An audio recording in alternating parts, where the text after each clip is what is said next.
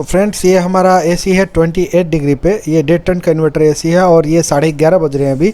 11:30 बजे से लेके 5:30 बजे तक यानी 6 घंटे हम इसका रीडिंग देखेंगे। तो ये कंटिन्यूस एसी 28 पे चलाएंगे, हम इसको आगे पीछे नहीं करेंगे। तो चलते हैं मीटर के पास। मीटर पे अभी हो रहा है जो मीटर का रीडिंग है वो देख लेते हैं। फ़िलहाल अभी का रीडिंग जो 11:30 बजे का रीडिंग है वो देख लेते हैं और पूरा 6 घंटे के बाद देखेंगे। जी हाँ, अभी ये 4397 रीडिंग आया है, 4397। ठीक है, ये नोट करके रखेंगे हम। चलते हैं अभी एसी के पास। तो एसी हमारा चालू है, पंखा भी चल रहा है। पंखा बंद कर दूंगा अभी जस्ट मैं रिकॉर्डिंग के बाद, और लाइट जो चल रहा है वो भी बंद कर दूंगा। लेकिन हमारा जो रेफ्रिजरेटर है वो चालू रहेगा, क्योंकि फ्रिज गर्मी के टाइम पे भी बंद कर सकते नहीं 6 घंटे के लिए, उसमें पड़ा हुआ सामान ख़राब हो जाएगा। तो दोस्तों ये 28 डिग्री पे ये बज रहा है 11:30।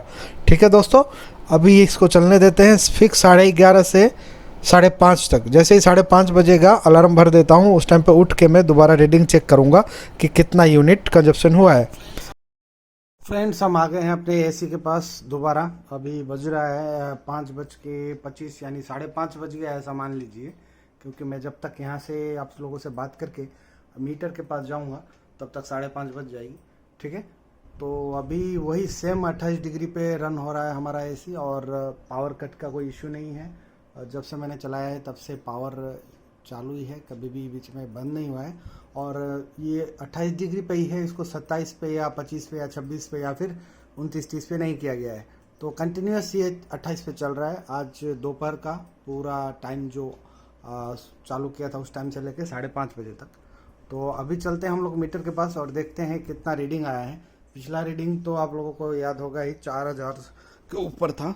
और अभी देखते हैं, फिर उसमें कंपेयर करेंगे कि इतने घंटे में कितना बिजली कंजप्शन हुआ है। ठीक है, तो चलते हैं हम लोग मीटर के पास।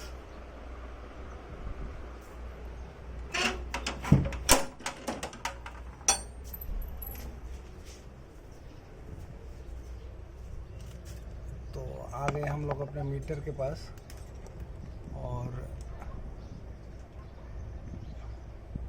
मीटर रीडिंग हम देख रहे हैं। मीटर रीडिंग जैसे आ जाएगी और हम उसको सेव कर लेंगे और फिर उसमें माइनस करके देख लेंगे जो अपना पुराना रीडिंग था और अब का रीडिंग में 4401 आया है अभी, और आई थिंक 4397 या 91 समथिंग था। ठीक है, जो भी है अपन देख लेते हैं, कंफर्म हो लेते हैं। कंफर्म होकर उसके बाद में बताते हैं कि कितना हुआ रीडिंग, कितना आया है। ठीक है दोस्तों, चलिए मिलते हैं अभी कैलकुलेशन के टाइम पे।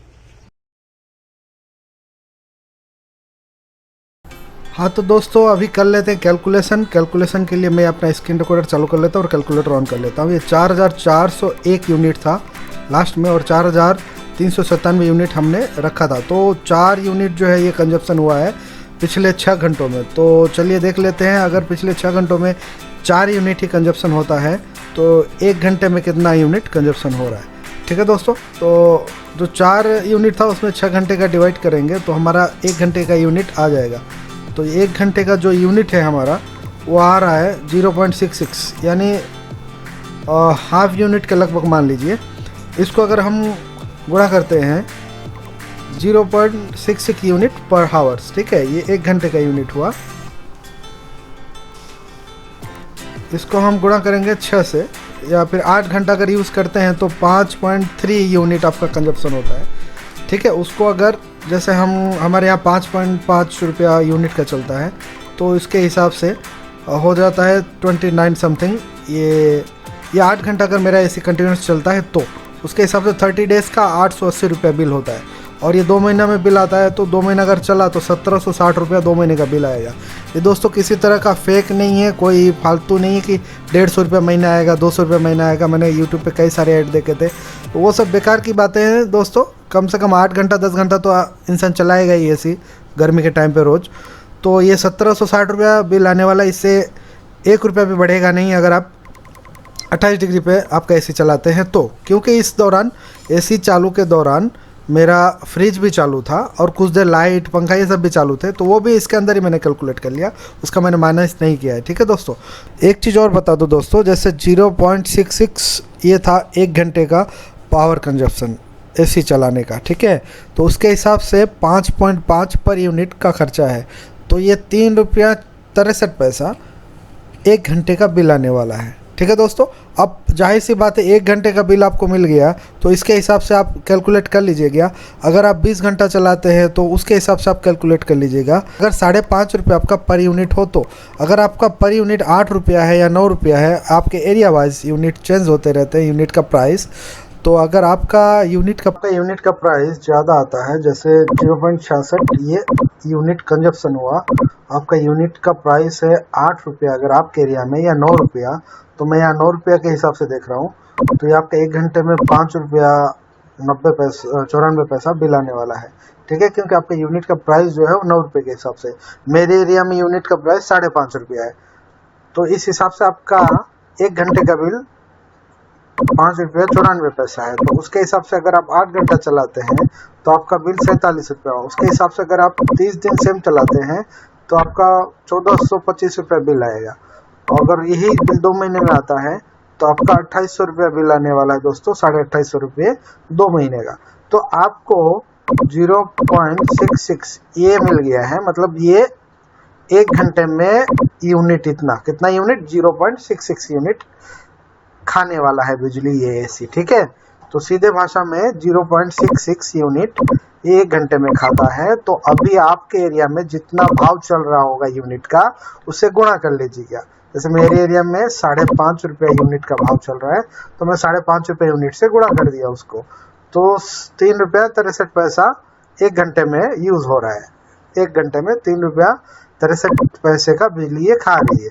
तो मैं चलाता हूँ 8 घंटा, तो मुझे 29 रुपया पर डे के हिसाब से 30 डेज में 871 रुपये देने पड़ रहे हैं। ठीक है दोस्तों, अभी आपको पूरा इसका कैलकुलेशन समझ में आ गया होगा।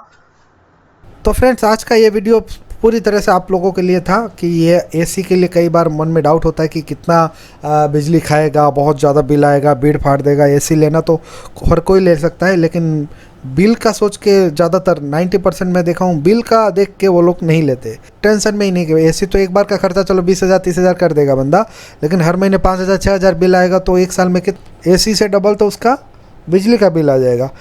लेकिन दोस्तों, ये मैंने फुल रिव्यू और जेन्युइन 100% रिव्यू दिया है, 100% सही चीज़ आपको बताया है। इसमें अगर किसी भी तरह का डाउट हो तो बिंदास आप मुझे कमेंट करके पूछेगा।